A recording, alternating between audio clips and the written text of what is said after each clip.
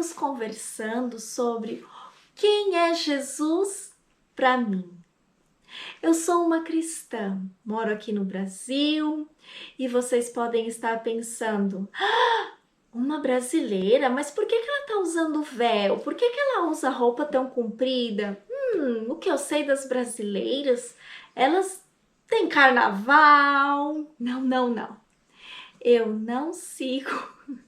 A festa do carnaval é uma abominação para Deus. E falando em abominação, eu encontrei um texto na Bíblia. E como eu estava falando para vocês, muitas coisas os cristãos não conhecem. Nós, cristãos, temos que aprender muitas coisas ainda que estão escritas na Bíblia. E eu peço perdão a Deus por mim e por todas minhas irmãs que ainda não conseguiram ler e obedecer. É feio, mas podemos pedir perdão e o Senhor nos dê forças e nos ajude a aprender e a pôr em prática. Então, falando em abominação, tem um texto que diz assim, lá em Deuteronômio 22, 5.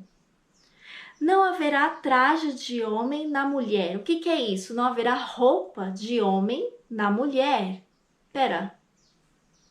Nem vestirá o homem roupa de mulher. Porque qualquer que faz isto, abominação é ao Senhor.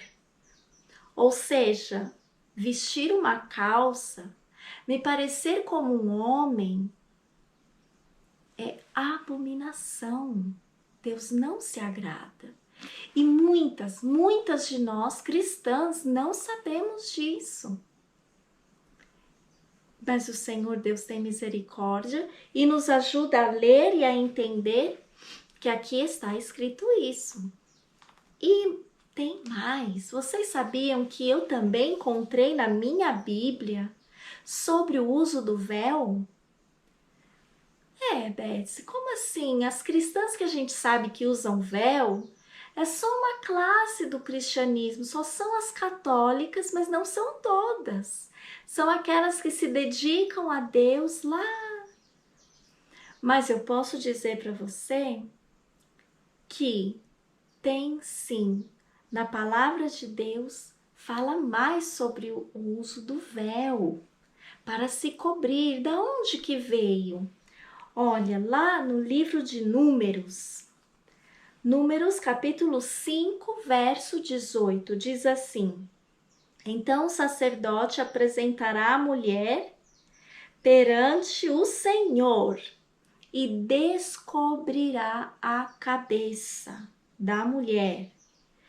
E a oferta memorativa, que é a oferta por ciúmes, porá sobre suas mãos, e a água amarga que traz consigo, a maldição estará na mão do sacerdote, continua o verso. O contexto é quando a mulher está em suspeita de adultério. Quando o homem está suspeitando que sua esposa lhe traiu, ele deveria então levar a sua esposa, a sua mulher, até as autoridades eclesiásticas, até o sacerdote, e ali tinha todo um ritual. E uma das coisas dentre esses rituais, era tirar o véu da cabeça. Então essa mulher, ela não seria mais digna, uma mulher que já não é digna. Eu quero ser uma mulher digna, eu sou casada, então eu devo estar com o véu na cabeça. E sabe o que? Lá em Coríntios, temos dois livros, o 1 Coríntios, o 2 Coríntios. No 1 Coríntios 11, tem todo um capítulo falando sobre o uso do véu e eu não conhecia. Mas me deparei com este verso, capítulo 11, versinho 13. Julgai entre vós mesmos, é decente que a mulher ore a Deus descoberta? Uau! Quando me deparei com este verso, eu fiquei sem saber o que pensar. Para nós, sempre é ensinado que o cabelo está no lugar do véu. Mas se a gente vai no verso, no original, porque foi traduzido, quando vamos no original, a gente vê que as palavras são diferentes. Essa cobertura é cobertura, não é cabelo. Então, eu aceitei. Mas no meu círculo de amigas, ninguém usava véu.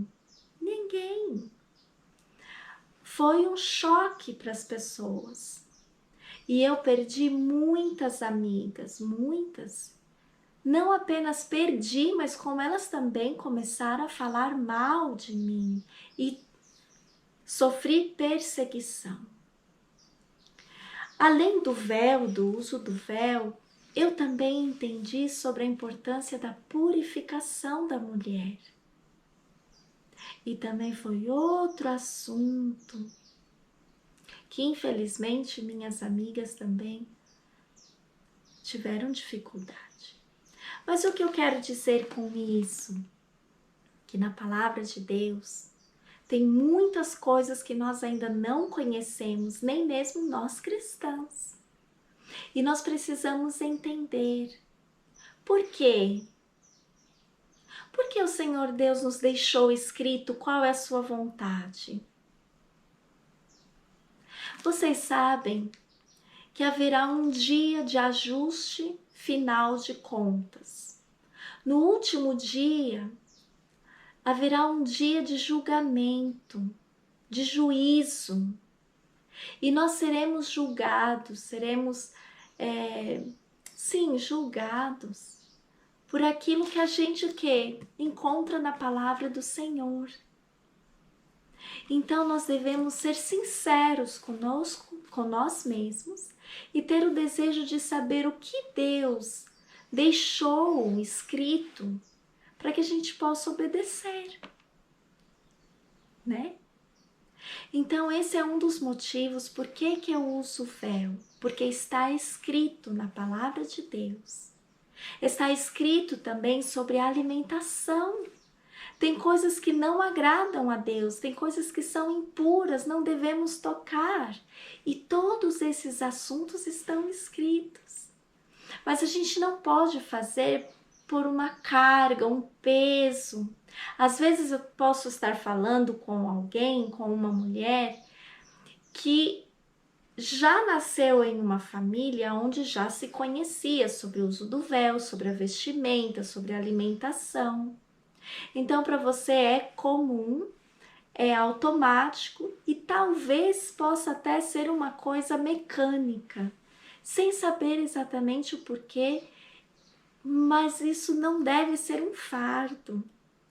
Porque você, se está aqui até este momento, conversando aqui comigo, é porque você também tem o desejo, assim como eu, de agradar ao Senhor Deus, porque a gente sente no nosso coração aquele espaço que só pode ser preenchido com o Senhor Deus. Só Ele pode preencher este espaço. E mais para frente, nos próximos encontros, nós vamos conhecer um pouquinho mais sobre Jesus. Quem é Jesus? Porque Jesus, ele também fala lá dentro da nossa alma. Porque o que vem por fora, o exterior, a maneira que eu olho, a maneira que eu falo, as palavras que eu uso, a roupa que eu uso, as coisas que estão por fora deveriam ser leves, no sentido de não ser uma carga, e deveriam vir de uma maneira, de um coração agradecido a Deus por tantas maravilhas que Ele fez e faz em nossa vida. E eu estou aqui para conversar com você sobre quem é Jesus para mim, como uma cristã. E aqui eu venho falar um pouquinho sobre quem é Jesus. Então vamos procurar na Bíblia. Vamos no livro de João. Na Bíblia tem vários versos, capítulos, vários livros que falam sobre Jesus. Eu vou escolher o livro de João. A infância de Jesus está um pouco encoberta. Não sabemos muita coisa. Sabemos que ele trabalhava com José, seu pai, na carpintaria, que estava com sua mãe. Mas aqui no capítulo 2, começa a apresentar os primeiros milagres de Jesus. Então, eles estavam numa festa, uma festa de casamento. E Jesus já estava com seus amigos mais próximos, que nós chamamos de discípulos. E o que aconteceu? Lá na festa, era comum que as pessoas ficassem dias comemorando, e nos primeiros dias da festa se ofereciam os melhores alimentos, os melhores vinhos, o suco de uva. E acontece que acabou. O suco de uva acabou. E agora, sem suco de uva, eles estavam preocupados. Então Maria, a mãe de Jesus, ficou sabendo, então ela chamou os servos, os empregados e falou: olha, tudo que Jesus falar para fazer, vocês vão fazer. Tudo que ele falar, façam. Então Jesus disse assim: olha, tragam então umas vasilhas grandes e ali vocês vão colocar água. Vamos ler. E aí Jesus disse: enchei de água essas talhas. E encheram-nas até em cima. E disse-lhes: tirai agora e levai ao mestre-sala. E levaram. E logo que o mestre-sala provou a água feita vinho, ele não sabia de onde tinha vindo aquele vinho, apenas os serventes que tinham tirado a água. Ele chamou, o mestre-sala chamou ao esposo e disse: olha, todo homem primeiro põe o vinho bom e depois que as pessoas têm bebido muito é que põe o vinho assim, de segunda classe, mas você fez ao contrário. A gente sabe aqui que é o suco de uva. Então, Jesus começou o seu ministério, o quê? Abençoando a família. Porque o casamento para Deus é importante. Uma das primeiras coisas que Deus criou foi o trabalho e a família, Adão e Eva. Deus abençoou o casal. E o Senhor Deus, ele está interessado nas famílias. Como está a sua família, amiga? Você está bem? Os seus filhos estão bem? Todos te obedecem? Te honram? Você é feliz? Deus se preocupa com isso. E Jesus se preocupou com isso. Por isso que ele foi lá visitar, prestigiar, acompanhar aquele casamento. E quando houve uma falha, então de alguma coisa, pediram socorro a Jesus e Jesus veio socorrer e agora eles tinham bastante vinho em abundância. Então, quando você estiver precisando de auxílio, você sabe, algum problema que você tiver em família, nós podemos levar e apresentar até Jesus. E Jesus, no capítulo 1, nós podemos ver que Jesus era o Verbo, e o Verbo estava com Deus, e o Verbo era Deus.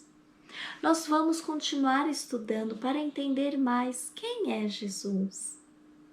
Jesus, então podemos ver aqui que ele se preocupa com você e ele quer cuidar de você e da sua família, quer que você seja feliz. Eu gostaria de trazer para vocês um pouquinho mais de Jesus. Nós estamos lendo o livro de João, que fica no Novo Testamento. Aqui no capítulo 2 ainda, o nosso cenário se encontra no templo. O que estava acontecendo no templo? E ali Jesus chegou. Vamos ler? E estava próximo à Páscoa dos judeus, e Jesus subiu a Jerusalém. E achou no templo os que vendiam bois, ovelhas, pombas, cambistas assentados. E os cambistas assentados. E tendo feito um açoite de cordões, lançou todos fora do templo, também os bois e as ovelhas, e espalhou o dinheiro dos cambistas e derrubou as mesas. E disse aos que vendiam pombos: tirai daqui estes e não façais da casa do meu pai casa de venda. E os seus discípulos lembraram-se do que está escrito, ou seja, uma profecia: o zelo da tua casa me devorou. Responderam, pois, os judeus e disseram-lhe: que sinal nos mostras para fazeres isto? Jesus respondeu e disse-lhes: destruí esse templo e em 3 dias o levantarei. Disseram, pois, os judeus: em 46 anos foi edificado este templo e tu o levantarás em 3 dias? Mas ele falava do templo do seu corpo. Quando, pois, ressuscitou dentre os mortos, os seus discípulos lembraram-se de que lhes dissera isto e creram na palavra, na escritura, na palavra que Jesus tinha dito. Então nós estamos vendo uma cena um pouco chocante, forte, que não agradou em nada a Jesus. Jesus era judeu, Jesus foi judeu, certo? Então Jesus chega para a festa da Páscoa e ali ele vê uma cena que não era bem o que deveria estar acontecendo num lugar onde se busca a Deus, onde se adora a Deus.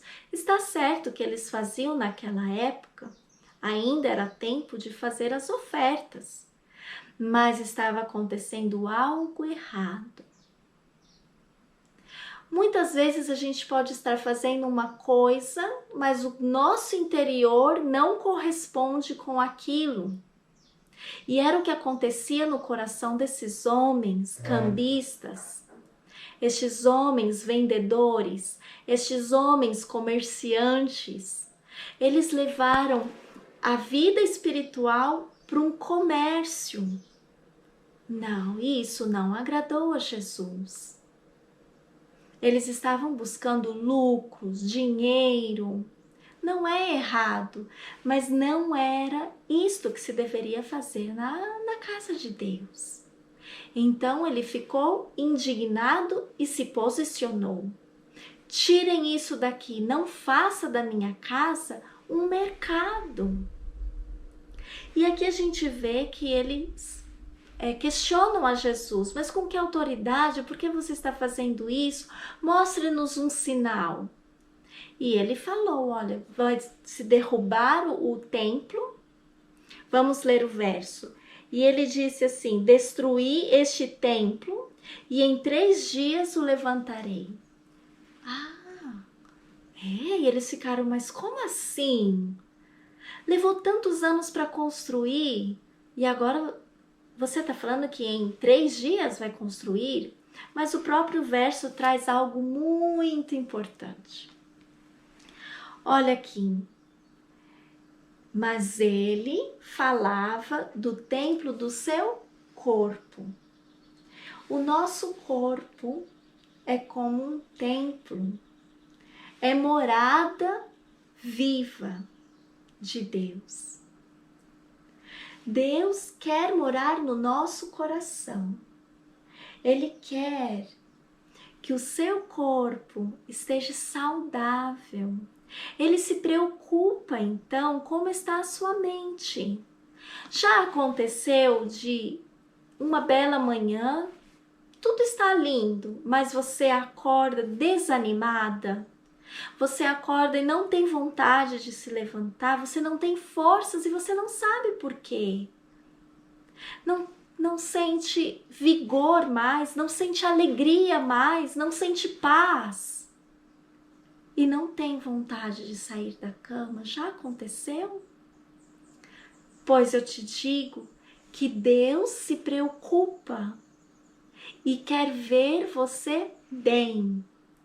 Ele quer sim, porque o seu corpo, a sua saúde, a sua mente deve ser a morada de Deus.